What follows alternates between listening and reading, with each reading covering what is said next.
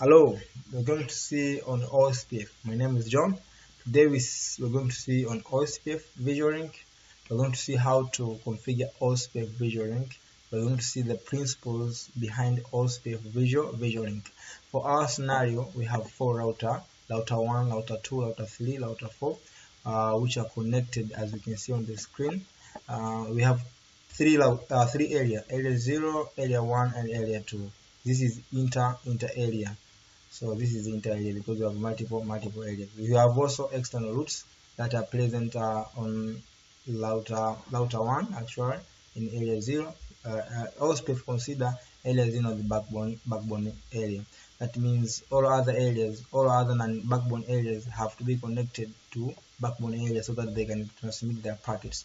There is no intercommunication between two and backbone areas. Example, area 2 and area 1, there is no direct communication between these two areas. So all areas have to be connected with backbone. So for this case, this is bad designing. During designing of this network, we are planned very bad. So we have to make sure that area 2 is direct connected to area 0.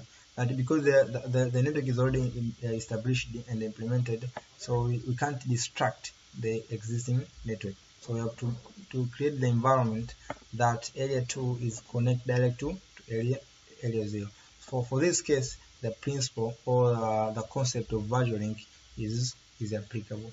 So as we know, one of the measures that OSPF does when combating the inter-area loops. That means the packet has not been transmitted infinitely in these areas. So it doesn't allow the type 3 LSA packet that is transmitted from one area to be returned back to that areas. So that is one of the measures that has been done. So another measure is all other non-backbone areas have to be connected to backbone areas. So example, for this scenario, we are expecting that area 2 has to be connected to area 0. So communication between area 1 and area 2 has to go through area 0 and area 1. For this case, area 2 and area 1 are connected, and area 2 is too far from area 0. So we have to implement OSPF VisualLink so that we visualize the connection of area 2 to area 0. So we are assuming that there is no area 1 in between. So the area 1 will act as transit area because our traffic from area 2 will be passed through this area to area 0. So everything is already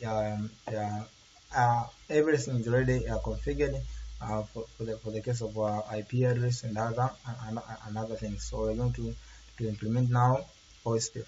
So let's verify the configurations. Go to the router 1 inter, then display IP interface brief. Let's see the IP configuration. So we have one interface configured with IP address of which is 10.10.30.1.24, and we have 3 loopback interface connected here. So we have loopback 1, which will be our router ID, and we have loopback 1 and loopback 2 as external route, right? Also, let's go to area 2, router 2, display IP interface brief. Check IP configuration. Display IP interface brief. So we have 3 interface configured. We have 2 gigabit interface. One is for the left hand and another is for right hand. One is connected to area. One is connected to area 1, and the one is connected to area 0. So this is ABR. That means it has LSDB of 2 areas. It has LSDB of area 0, which is backbone, and it has LSDB of area 1, which is non-backbone area. So also we have loopback 0, which will act as routing router ID. Also go to the third router, display, IP, interface, brief. Yeah, we have three interface connected. We have this interface and this interface. This is a router ID, and this is the interfaces. So these interfaces, okay, one is connected to area 1 and another is going to area 2.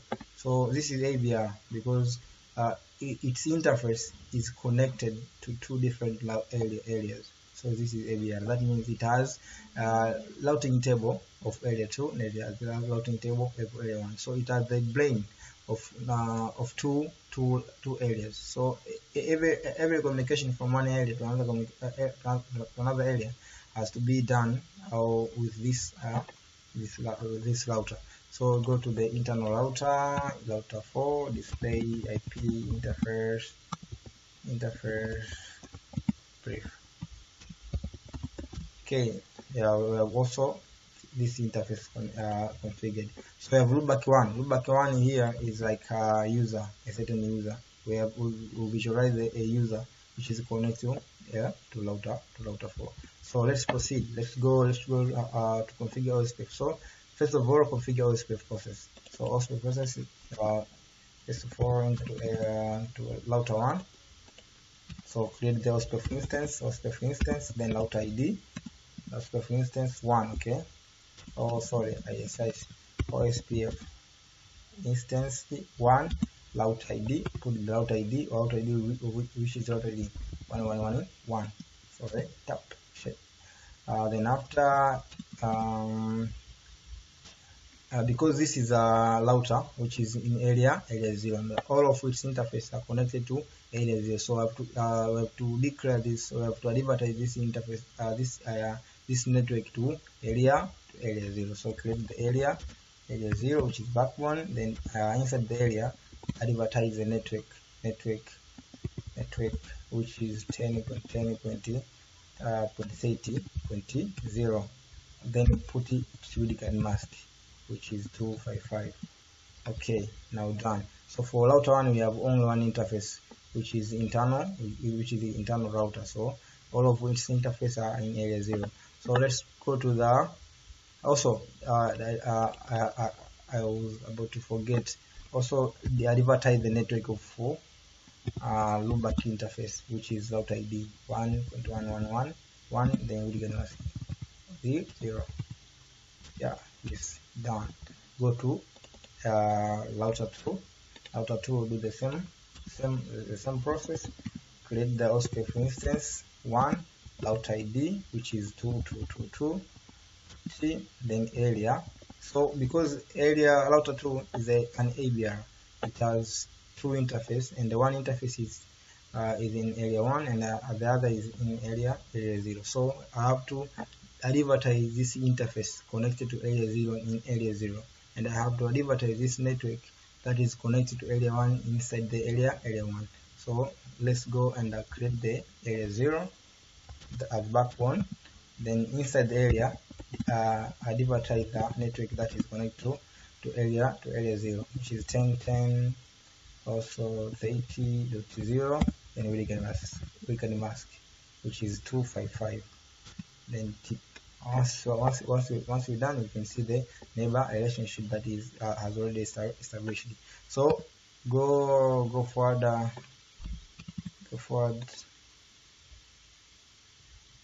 Okay. Also create the second area, which is the area 1. Top. Then we switch from area 0 to area 1. So inside this area view, we have to advertise the network that is connected to area 1. Which network? This one, 10.10.20.0. Okay. Wow. You can see clear. Then network 10.10.20.0. Then we can mask 255. Then enter. Then after, let's go to this router router 3, which is ABR also. One of its interface connected to area 2 and the other is going to area 1. So from here, after doing this, then we will see what is progress so far. Then enter OSPF1, the route ID which is 3.333. Then enter. We have two router. We have two area 1 and area 0. So let's configure first the area 1 because it's connected to area 0. So you can see the movement of RSA packet and the route calculation. So area 1. Yeah, area 1, then advertise the network that is connected to area 1, which is 10.10.20.0, and then we can mask. The network, what is the network? Network is 10.10.20.20.0, then we get a mask. Then after doing that, you can see the RSA packet. These RSA packets are responsible for the route calculation. We have neighbor relationship establishment, neighbor discovery, and also maintenance. So all of this, once you see these packets happens to your configuration, we can generate the idea that our configuration works correct. So from there, we can check the IP routing table. We can check the IP routing table and see what is the output. So I'm expecting that because I've already configured the OSPF, OSPF has to learn routes that are configured in OSPF, because this network is located to area 0 backbone, and this network is located to area 1. So this router has to learn this route through OSPF, and has to learn this route as direct connected, because this network is configured to its interface. So I'm expecting to see this network as OSPF route in IP routing table of router 3. So display IP routing table, enter, then TZ.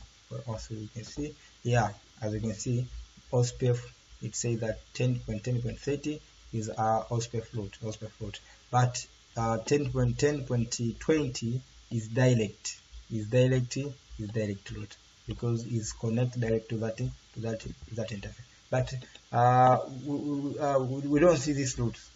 Actually, we don't see these routes, but these routes are direct routes from area 1.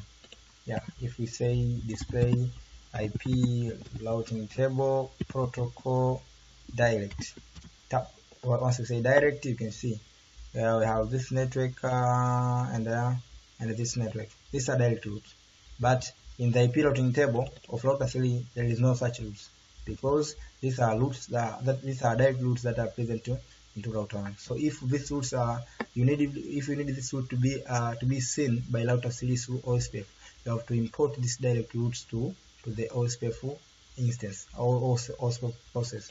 So how can you do that? You just go to the router 1, which has that routes. Then from here, within inside the OSPF instance, we have to say import routes. Which route? So we have main routes, external routes. We have BGP, direct, ISIS. So our intention is direct. So put direct. Then you can add this also. You can add these attributes. But for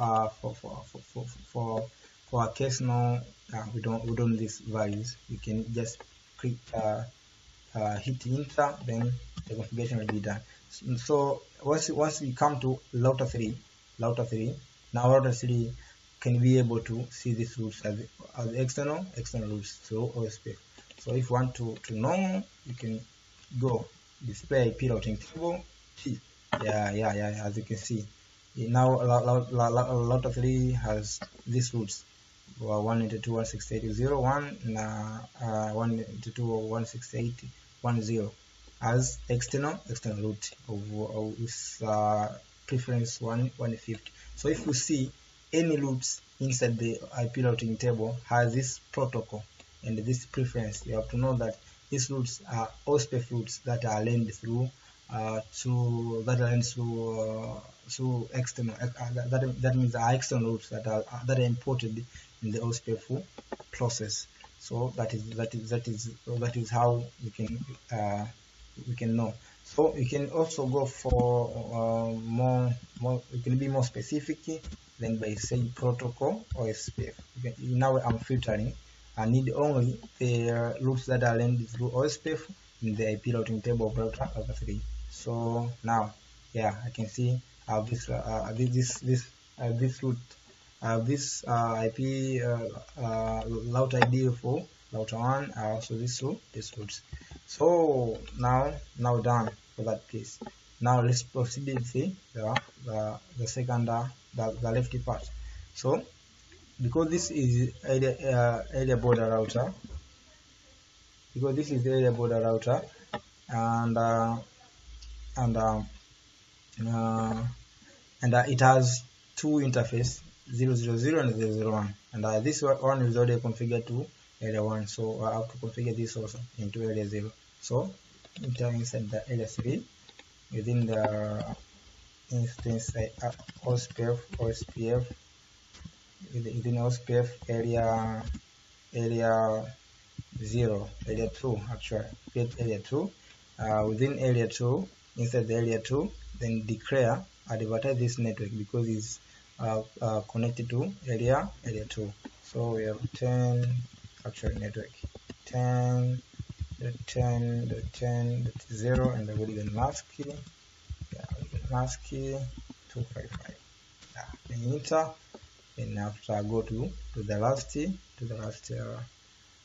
router, which is the router 4. So okay,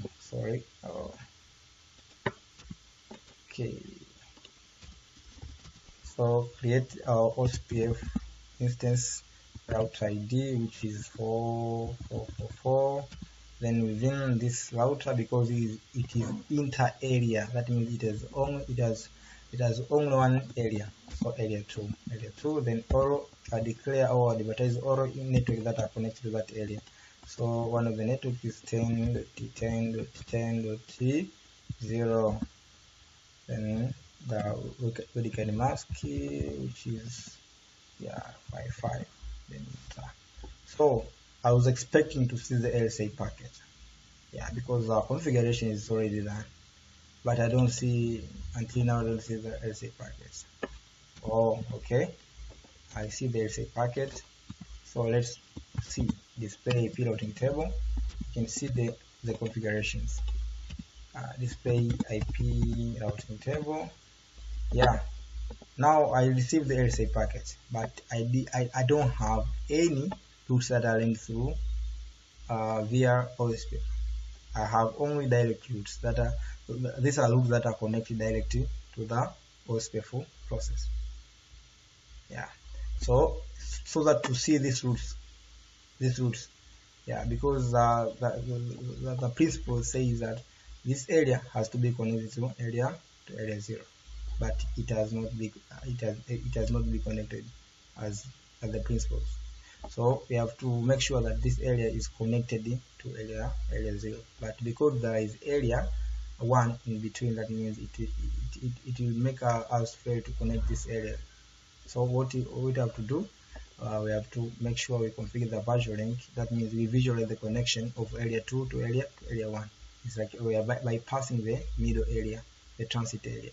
So visually, where visual link is connected, the visual link is connected to transit area. So for our case, area 1 is transit area, because it carries the traffic of area 1, area 2 to backbone. Also, it carries the traffic of area 0 to area 2. So it's transit. So we are going to the transit area, then we configure the virtual link. So for our case, we are going to the system view of the router 3 and the router 2.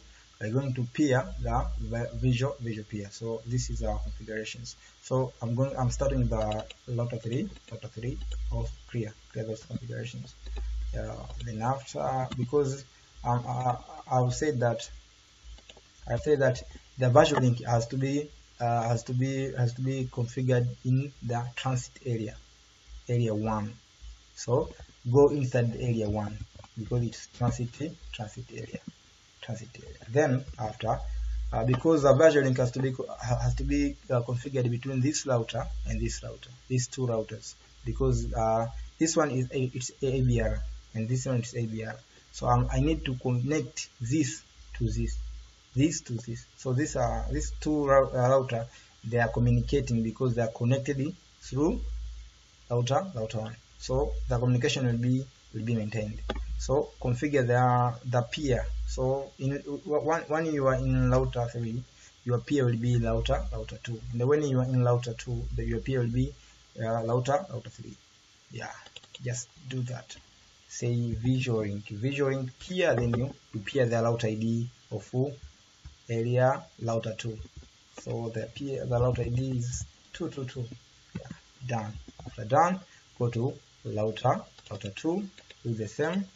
Go to the transit area, which is OSPF for area 1 is our transit area. Then visual link, which is our peer when you are in router 2. The peer is router 3. So peer the router ID of that router. Yeah. Once you've done that, okay, let's go to this clear.